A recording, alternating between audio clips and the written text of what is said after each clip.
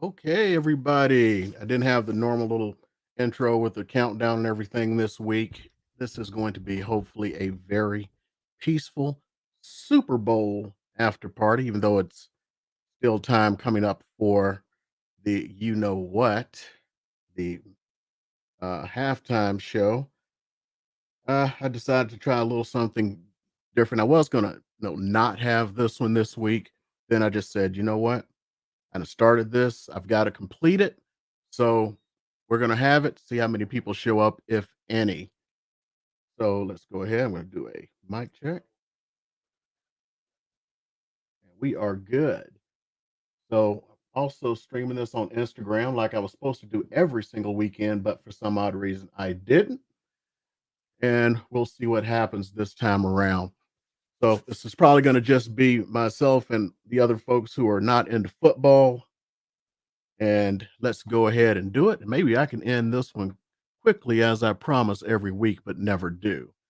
So let's go ahead and start talking about what's going on in the market. So, as we do, I always like to show the work here. Let's take this down. Let's do the last 7 days. I don't even know what's going on myself. 693. That is pretty close to what we've been having lately. I'm going to turn this around for these guys. Huh, okay, there it is. So as you can see, get it focused in. We have 693 new listings. 199 came back on market, as I say every week. Usually they come back on market for a multitude of reasons. Usually it is financing or an appraisal issue. So a lot of people, when they get these above market prices and they're sitting around and they're all in joy, there is that appraisal. And they said, even though they may have waived appraisal, yeah, if it's going to be too much for their budget, they're probably going to back out.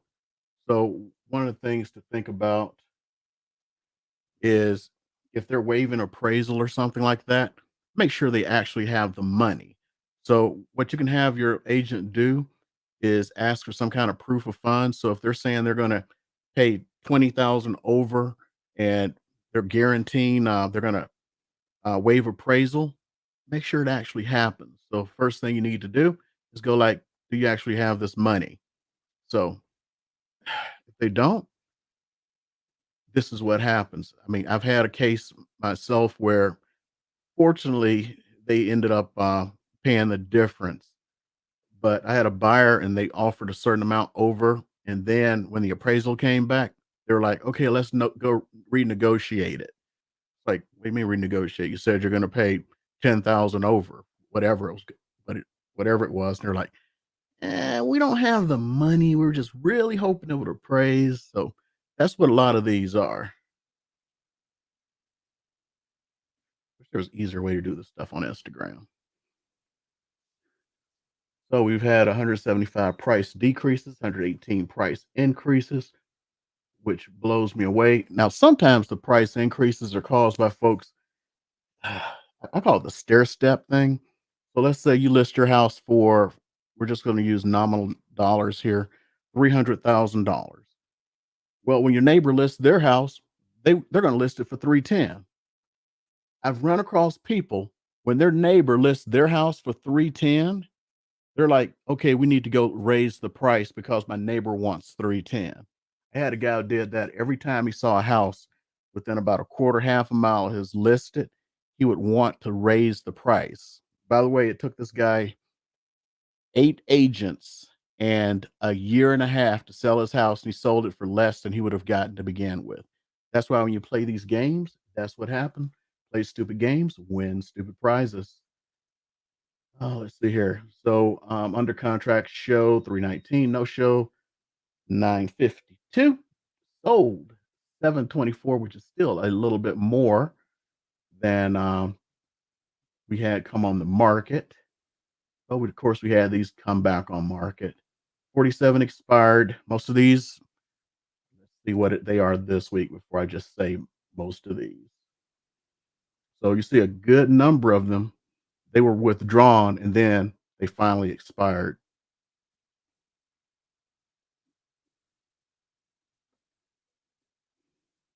Okay. And we got some conditional withdrawals. Well, that's actually it. Withdrawals and conditional withdrawals. Withdrawn mean you can actually go list it with another agent if you want it to. Conditional withdrawn, that means you are still under contract, even though it's off the market. And wow, 101 coming soon. People are really starting to use this. So before I get into my usual, where I talk about what's actually out there on the market, let's go ahead and go through some reports real quick. So I've already put my video out on the monthly market stats, but I just want to show it to you guys up here. Okay, so 435,000 is the new price. So that means we have gone up $10,000 over a month. Now, little birdie told me it was going to be 430, but that little birdie lied. It was 435. Units sold 2561. 2,900 new units coming on the market, giving us 1821 with point 0.7 months. So this time of year, that's not good. It's even worse when you start talking about condos and townhomes. So you're looking at an average price of 243, 711 units sold, 322 available right now with a half a month of inventory. A lot of this is happening because people moved into condos and townhomes when they could not afford single family homes anymore.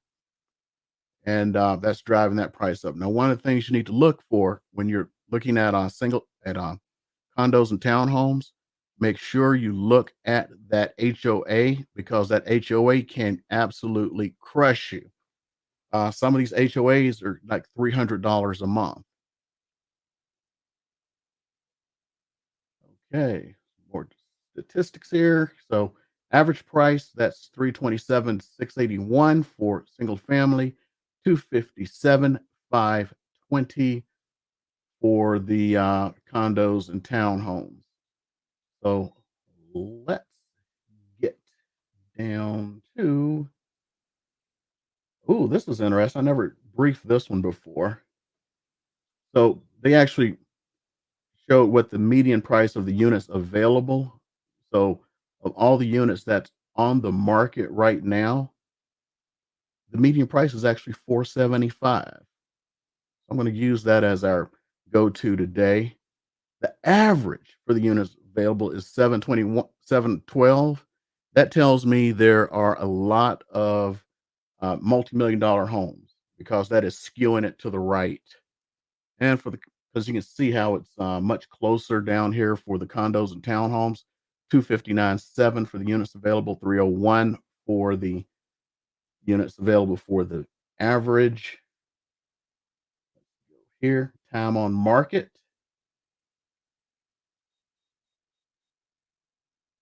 71.3% of homes sold within the first 30 days. Another 15.4. So doing math in public, that is 86.7% of all homes will sell in 60 days.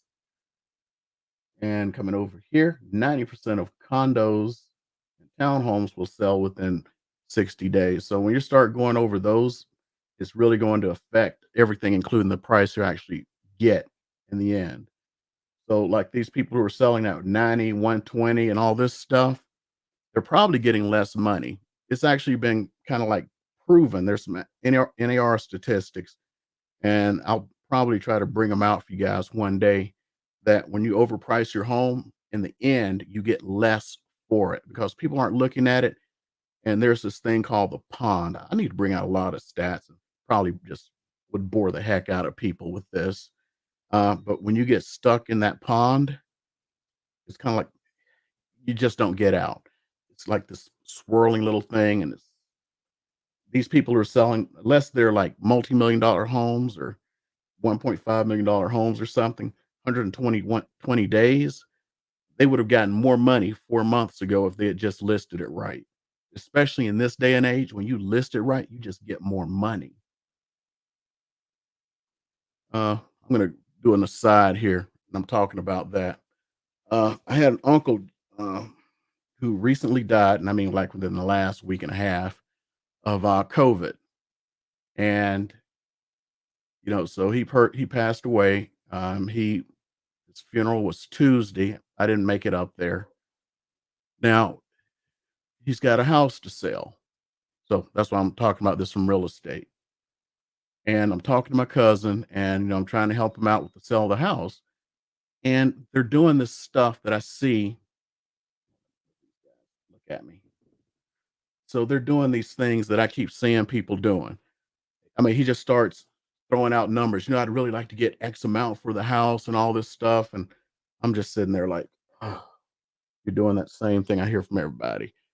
You know, no, then he just starts making up stuff about how much the house. I looked up how much the house is worth. He's talking about he wants to get 100,000 more than the house is worth. Prices in where they are at are much higher than they are here, but still, he is making that same mistake. Hopefully, I hooked him up with, I did hook him up with a good realtor up in his area, and hopefully the realtor will show him how it's wrong what he's trying to do, because it's really detrimental when you say, "I want X amount for something," without looking at what the market, and then, it starts going, "Well, the house down the street did this." I've had this too many times where people are going, "Yeah, maybe the house down the street sold for that, but did you look at what updates it had or anything like that?" People just gloss over that stuff. But we'll see. I'm going to let the expert in that area tell me what the house is really worth. And then hopefully, oh boy, does not make the mistake I've seen too many people make. Okay, let's get back here. Oh, that's pretty much it for the stats. Now, let's go and show that work. So, with that in mind, let's start looking at the median price,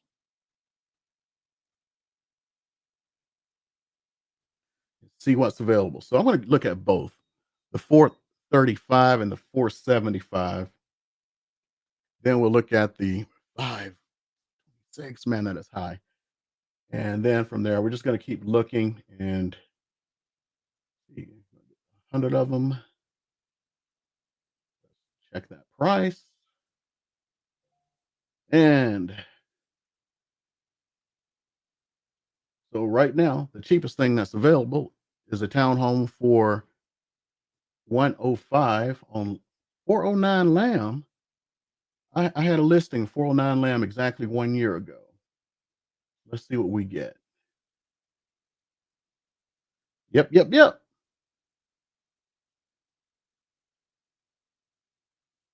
Let's see if we turn it around here.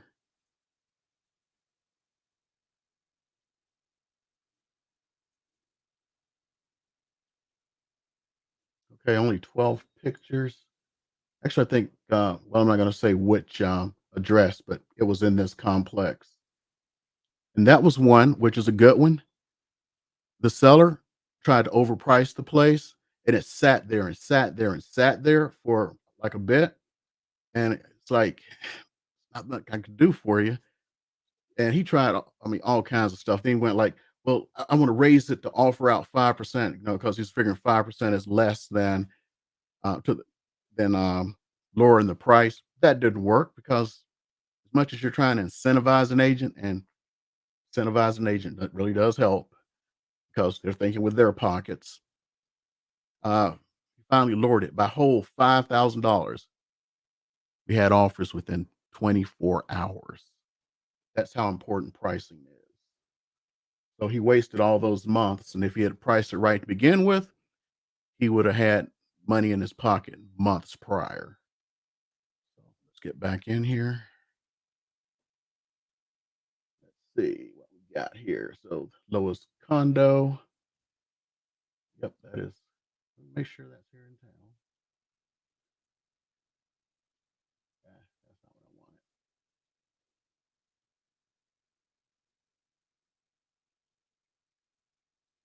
No, it is not. Didn't look right. Okay. If this condo is in town, wish there was a way for me to break these out. Actually, there is, but I wouldn't be able to show my work as well. So we'll go to this one here, 130,000, one bedroom, one bath. Oh, and by the way, on Lamb, I'm sure the owner is like going crazy. This is like 20,000 more than he sold it for a year ago. So that's like 25% higher. So let's see here. Let's look at the pictures. This is what you're getting for 130.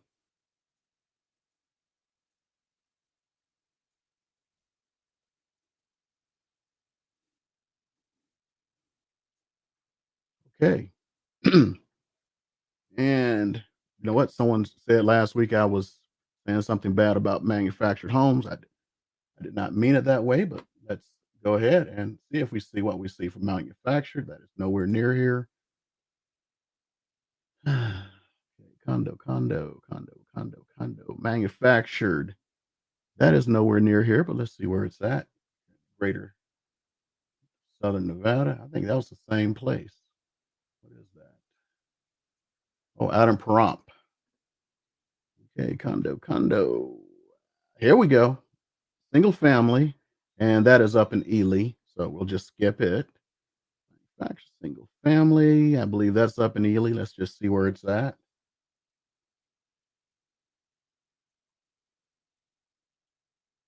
Pahrump again. Trying to save some money, go to Pahrump. Nope, that's out of town. Well, here's a manufactured. I think this is in town. Let me double check. Definitely in town. Let's see what we're getting for $210,000 for a manufactured home. Whoops, wrong one.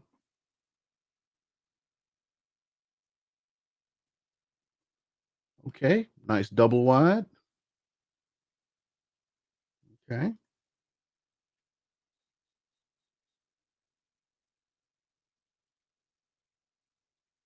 okay. That's what we get for 210. Still looking for that single family. There we go. And that is here in town. Okay, let's see what we are getting.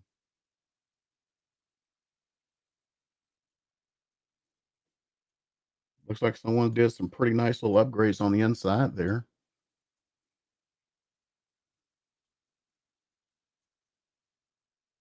Big yard. So this is a two-bedroom, one bath, built in 1953, no garage, 698 square feet, $235,000. That is the cheapest single family home in all of Las Vegas area. Let's go to that median.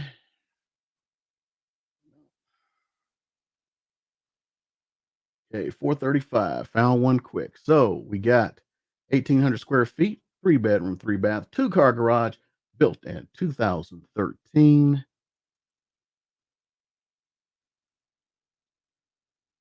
This is what you are getting for the median price this week, and that is for sold homes. For listed homes, remember it's 475. This one should sell real quick here. I predict they're not going to have any problem selling this house. Okay, let's go find that elusive 475. Okay, 475, which is of the listed homes, we're looking at 2,400 square feet, four bedroom, three bath, two-car garage, built in 2019.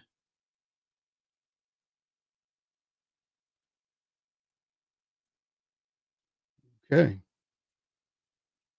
that is what we are getting. I'm going to speed this up a little bit because I'm spending too much time. I don't even know what the game is. I don't even like the game, but let me see here. Rams 13, Bengals 10. Hopefully we can get to the halftime. Oh, it's at the halftime show now. I'm missing the halftime show. So let's see here. What's next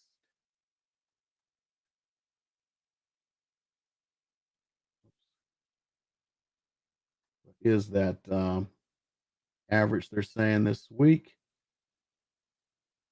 527.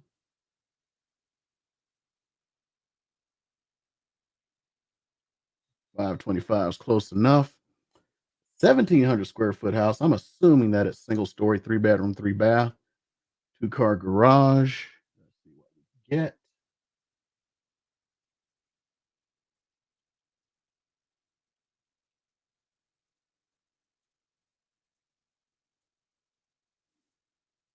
Okay, and we're not going to go into anything else on this. That's enough work shown.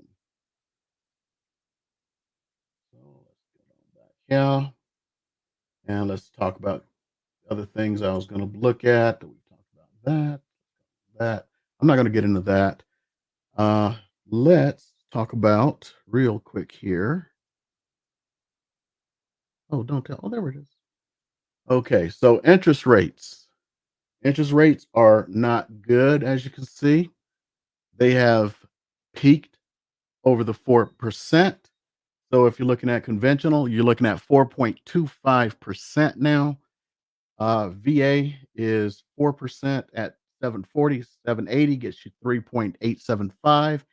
FHA is 4.125 with a 740. That's all across the board there. And 780 gets you down to 4%. So this is one of the things that may slow things down a little bit because, of course, nobody wants to pay all that extra interest. It is just really getting in folks' way. It's going to really affect the prices that you're paying. So let's get in here. Let's get to the calculator. Let's see what the difference is. So if you are looking at $435,000 now with conventional loan, you can put 3% down. FHA is 3.5. I'm going to use 3 right now because I'm going to be very honest. A lot of people are not accepting FHA or VA, and I hate that because, a lot of my clients, one, are VA, and two, I'm a veteran. I'd love for them to accept VA. So, 4.25, ouch. And we're just going to keep this the same here just to see the differences. So when we calculate, payment on that is 2534, 2535. Now, let's pretend interest rates were still back at 3%. So 2535 goes to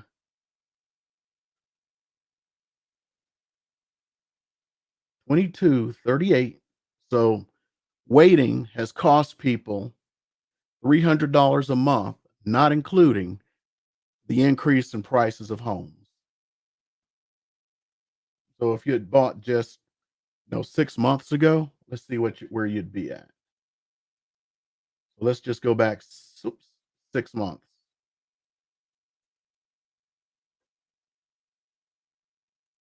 So we'll call it August. Back here, interest rates were about 2.75. So the median price was 405. So paying 30,000 less.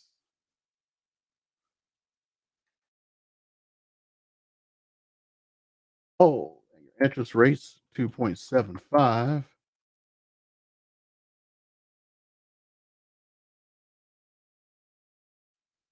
Oh my goodness. So waiting those 6 months has cost you $500 a month. Car payment, all these other things you could have been paying. That's what the cost of waiting. So folks who are going like, I'm just going to wait for 6 more months. Interest rates are actually going to go up even more. Let's see if I can get into this here. There we go. So this is Keeping Current Matters. They're like the experts on this stuff. They do all the stats. So where's that one I can show you? So like right here, people say the market's about to crash. So they took all the experts. So between now and 2026, 4 years from now, or if you take all the economists, they say housing is going to be 43% higher. If you take the guys who are just really going, yay, they're expecting 26.5%. And even the people who are the most down, the pessimists, are saying that housing is going to go up 23.7% over the next 4 years. All these factors I talk about, interest rates are increasing. See, doesn't even represent our local market. So should have bought down here. Let's see. Everyone's talking about forbearance and how all these people are going to default on their loans, and there's going to be all these foreclosures. 4.76 million people in forbearance. January, 780,000. Not too many properties going to go back on the market there. Exiting forbearance. Boom. Some of these guys are getting loan deferrals and all this stuff. And they're predicting a shortage of foreclosures. So fewer foreclosures over the last 2 years. Look at what's been happening. Fewer and fewer of these. That's nationwide now. Foreclosures at an all-time low. Going back to 2005, look how many foreclosures there were. Just fractions of the past. This is in the heyday when everything's going nuts. Everybody's buying houses like crazy. Look here, 718,000 foreclosures. Last year, 151,000. Now, some of that was because of forbearance. Can't lie about that. Okay. I'm not going to go into that. I want to end this soon today. So I'm going to end this with a thank you. As of this morning, have achieved 800 subscribers. Actually, 803. And today, I have 40,000 views. This is all because of you. I thank you so much for everyone who has subscribed, who has looked at my videos. If you have not subscribed, my next goal, and it's probably going to be my final goal, is just for ego, is to hit to 1,000 subscribers. To be honest, I don't want to go over 1,500, but I say that now. My big thing is serving, putting out some good information and content for you guys. If you enjoyed it, thank you. And please hit that subscribe button. I'm going to go and let you get to the halftime game or halftime show. See, that's how little I know about football. So I'm going to end this and enjoy because I don't see any questions. I'm going to see you guys next week because I want to keep the habit growing. Bye.